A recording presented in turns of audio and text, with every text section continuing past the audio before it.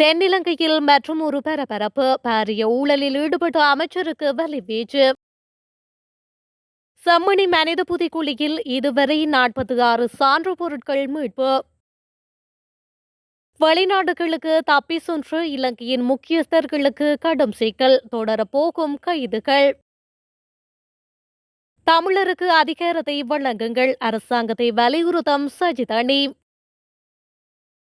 உயிர்த்த ஞாயிறு தாக்குதல்களின் சூத்திரதாரிகள் அரசு தரப்பின் அறிவிப்பு. ரணிலை சந்தித்த அமெரிக்காவின் உயர்மட்ட அதிகாரி, எதிர்க்கட்சி முக்கியஸ்தர்களுடன் ரகசிய பேச்சு. இனிய பாரதியின் வீட்டை சுற்றி வளைத்த சிஐடியினர். இலங்கையில் இது கூடவே கூடாத கர்தினால் மல்கம் ரஞ்சித் கடும் எதிர்ப்பு.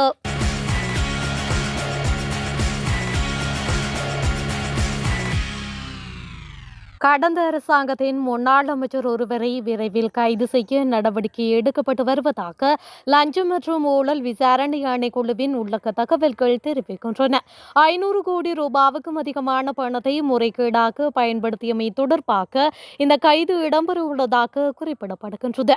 இது தொடர்பாக ஆணைக்குழுவிற்கு கிடைத்த முறைப்பாடுகள் தொடர்பில் விசாரணைகள் மேற்கொள்ளப்பட்டன. அத்துடன் குறித்த அமைச்சின் பல அதிகாரிகளிடமிருந்தும் வாக்குமூலங்கள் பதிவு செய்யப்பட்டுள்ளன. பல்வேறு திட்டங்களின் கீழ் அரசாங்க நிதியை முறைகேடாக பயன்படுத்துதல், சம்பந்தப்பட்ட நிறுவனத்தால் வழங்கப்பட்ட பல்வேறு வேலை ஒதுக்கீட்டிற்காக தொழிலதிபர்களிடமிருந்து சட்டவிரோதமாக பணம் பெறுதல் மற்றும் சம்பந்தப்பட்ட அமைச்சினால் பல்வேறு நிபுணர்களுக்கு வழங்கப்படும் ஒரு குறிப்பிட்ட சலுகையை வழங்க லஞ்சம் பெறுதல் உள்ளிட்ட பல கடுமையான குற்றச்சாட்டுகளுக்கு இந்த முன்னாள் அமைச்சர் மீது குற்றம் சாட்டப்பட்டுள்ளதாக தெரிவிக்கப்படுகின்றது. யாழ் செம்மணி மனித புதைக்குழியில் நேற்று வரை மேற்கொள்ளப்பட்ட அகழ்வின் போது 46 சான்று பொருட்கள் அகழ்ந்தெடுக்கப்பட்டு நீதிமன்றத்திடம் கையளிக்கப்பட்டுள்ளன. செம்மணி சிந்துபாத்தி இந்து மயானத்தில் அடையாளம் காணப்பட்டு மனித புதைக்குழியில் முதலாம் கட்டமாக 9 நாள் இடம்பெற்ற அகழ்வு மற்றும் இரண்டாம் கட்டமாக 21 நாட்கள் இடம்பெற்ற அகழ்வில் 46 சான்று பொருட்கள் அடையாளம் காணப்பட்டு நீதிமன்ற கட்டுக்காவலில் வைக்கப்பட்டுள்ளன. இதுவரை சிறுவர்களின் பாடசாலை புத்தகப்பை, சிறுவர்கள் விளையாடும் பொம்மை, காற்றங்கிலி, சிறு வளையல், இரும்பு கட்டிகள், போத்தல், பாதணிகள், சிறுமிகளின் ஆடைகள், கற்கள், பிளாஸ்டிக் மாலை உள்ளிட்ட 46 சான்று பொருட்கள் அகழ்ந்து எடுக்கப்பட்டுள்ளன என்பதும் குறிப்பிடத்தக்கது. மாகாண சபை தேர்தலை உடனடாதி தமிழருக்கு அதிகாரத்தை வழங்குமாறு ஐக்கிய மக்கள் சக்தியின் நாடாளுமன்ற உறுப்பினர் நளின் பண்டார வலியுறுத்தியுள்ளார். இது தொடர்பில் ஊடகங்களிடம் அவர் மேலும் தெரிவிக்கையில், மாகாண சபைகளின் பிரதம செயலாளர்கள் ஜனாதிபதி செயலகத்திற்கு அழைக்கப்பட்டுள்ளனர். தொடர்ந்தும் பணியை முன்னெடுக்குமாறு ஆலோசனை வழங்கப்பட்டுள்ளது. இதன் மூலம் மாகாண சபை தேர்தலை நடாத்தாமல் இருப்பதற்கு அரசு முயற்சிக்கின்றதா என்ற சந்தேகம் எழுகின்றது. மக்கள் பிரதிநிதிகளின் வேலையை அரசு அதிகாரிகள் செய்ய முடியாது. எனவே மக்கள் பிரதிநிதித்துவம் அவசியம். உள்ளூராட்சி சபை தேர்தல் முடிவுகளுக்கு அஞ்சியா மாகாண சபை தேர்தலை நடாத்துவதில் அரசு பின்வாங்குகின்றது என்று சந்தேகம் எழுகின்றது. முடிந்தால் மாகாண சபை தேர்தலை விரைந்து நடாத்துமாறு அரசுக்கு சவால் விடுகின்றோம். குறிப்பாக வடக்கு கிழக்கு மக்களுக்கு வழங்கிய ஒரு வாய்ப்பு தான் மாகாண சபை முறைமையாகும். எனவே வடக்கு கிழக்கு உட்பட அனைத்து சபைகளுக்கும் அதிகாரம் வழங்கப்பட வேண்டும். மக்களின் ஜனநாயக உரிமை பாதுகாக்கப்பட வேண்டும் என்று அவர் மேலும் கூறியுள்ளார். ஸ்ரீலங்காவின் முன்னாள் அதிபர் ஜனாதிபதி ரணில் விக்ரமசிங்கவை இலங்கைக்கான அமெரிக்க தூதுவர் ஜோலிசங் சந்தித்துள்ளமை அரசியல் அரங்கில் பேசுபொருளாகியுள்ளது. இந்த சந்திப்பில் எதிர்க்கட்சி பிரதிநிதிகளான சாகல ரத்நாயக்க, ஹர்ஷடி சில்வா மற்றும் கபீர் காசிம் இணைந்திருந்தமையும் இங்கு கவனிக்கத்தக்கதாக மாறியுள்ளது. இந்த சந்திப்பு கடந்த வாரம் இடம்பெற்றதாகவும் இலங்கைக்கான அமெரிக்க தூதர் ஜூலிசங் ரணிலுக்கும் சாகல ரத்நாயக்கவிற்கும் ஹர்ஷடி சில்வாவுக்கும் கபீர் காசிமுக்கும் இரவு உணவு வழங்கியதாகவும் கூறப்படுகின்றது. தற்போது எதிர்க்கட்சி தரப்புக்குள் பிளவுநிலை ஏற்பட்டுள்ளதாக சில வாதங்கள் வலைத்துள்ள நிலையில் இந்த சந்திப்பு முக்கியத்துவம் மிக்கதாய் மாறியுள்ளது. இந்த பின்னணியில் கபீரோ அல்லது ஹர்ஷாவோ தங்கள் கட்சி தலைவர் சஜித்துக்கு அமெரிக்க தூதரை சந்திக்கும் விடயத்தை வெளிப்படுத்தவில்லை என கூறப்படுகின்றது. கட்சி தலைமை குறித்த விடயத்தில் சஜித்துக்கு எதிராக பல எதிர்ப்புகள் கடந்த காலங்களில் பலப்பெற்றிருந்தது. இது பலமுறை கபீர் மற்றும் ஹர்ஷவால் வெளிப்படுத்தப்பட்டிருந்தது.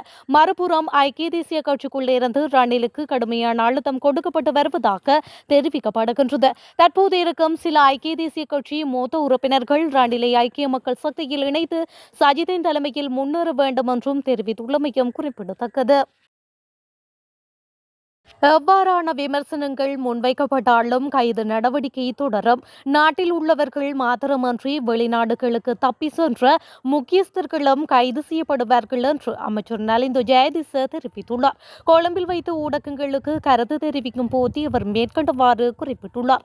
தொடர்ந்தும் அவர் தெரிவிக்கையில், நாட்டில் சில பிரபலமானவர்கள் கைது செய்யப்படுவது அவர்களது முகத்தையும் பின்புலத்தையும் பார்த்து அல்ல, முறையாக முன்னெடுக்கப்படும் விசாரணைகள் ஊடாகவே இந்த கைதுகள் இடம்பெறுகின்றன. எனவே எதிர்க்கட்சிகள் எவ்வாறான விமர்சனங்களை முன்வைத்தாலும் ஊழல் மோசடிகளில் ஈடுபட்டோருக்கு எதிராக சட்ட நடவடிக்கைகள் முன்னெடுக்கப்படுவது இடைநிறுத்தப்பட மாட்டாது. மதுகமவில் தேசிய மக்கள் சக்தி ஆட்சி அமைத்ததன் காரணமாகவே ஜகத் விதானகேயின் மகன் கைது செய்யப்பட்டதாக தெரிவிக்கின்றனர். அவர் மீதான விசாரணைகள் கடந்த 2 மாதங்களுக்கு முன்னரே ஆரம்பமாகிவிட்டன. அந்த விசாரணைகளுக்கு அமையவே அவர் கைது செய்யப்பட்டுள்ளார். நீதிமன்றம் மற்றும் போலீஸ் விசாரணைகளில் இந்த வகையிலும் அரசியல் தலையீடு கிடையாது. தற்போது மீண்டும் தேசிய பாதுகாப்பு தொடர்பில் பேச தொடங்கியுள்ளனர். அரசாங்கத்தின் மீது எவ்வாறான விமர்சனங்கள் முன்வைக்கப்பட்டாலும் ஊழல் மோசடிகளில் ஈடுபட்டோருக்கு எதிராக விசாரணைகள் முன்னெடுக்கப்பட்டு சட்டம் நடைமுறைப்படுத்தப்படும். நாட்டில் உள்ளவர்கள் மாத்திரமன்றி வெளிநாடுகளுக்கு தப்பி சென்ற அவர்களும் கைது செய்யப்படுவர். இந்த செயற்பாடுகளுடன் கடந்த கால அரசியல், பாதாள உலக குழுக்கள் மற்றும் போதைப் பொருள் கடத்தல்காரர்கள் என ஒன்றுடன் ஒன்று தொடர்பு பட்டுள்ளது.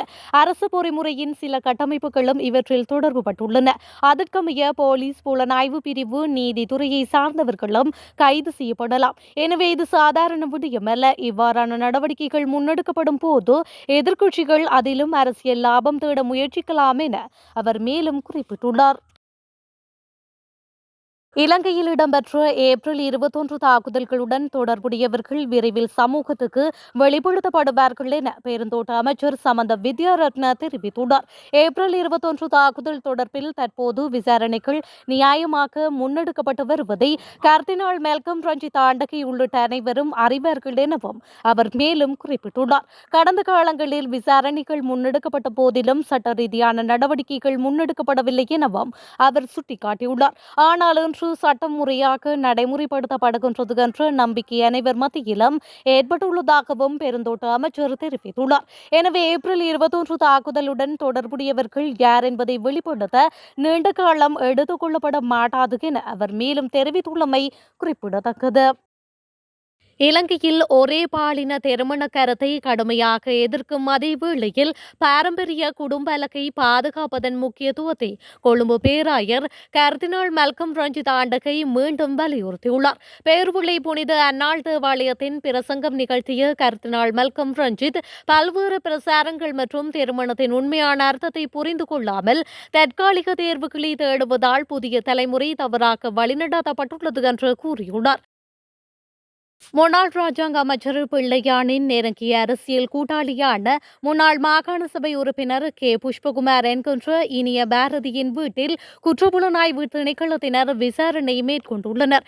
அம்பாறை கல்முனை பகுதியில் உள்ள அவருக்கு சொந்தமான ஒரு வீடு மற்றும் அலுவலகம் நேற்று குற்றப்புலனாய்வுத்துறை அதிகாரிகளால் சோதனை செய்யப்பட்டுள்ளது. இனிய பாரதியும் அவரது ஆதரவாளர்களில் ஒருவரும் கடந்த 6ஆம் தேதி குற்றப்புலனாய்வு துறையினரால் கைது செய்யப்பட்டனர்.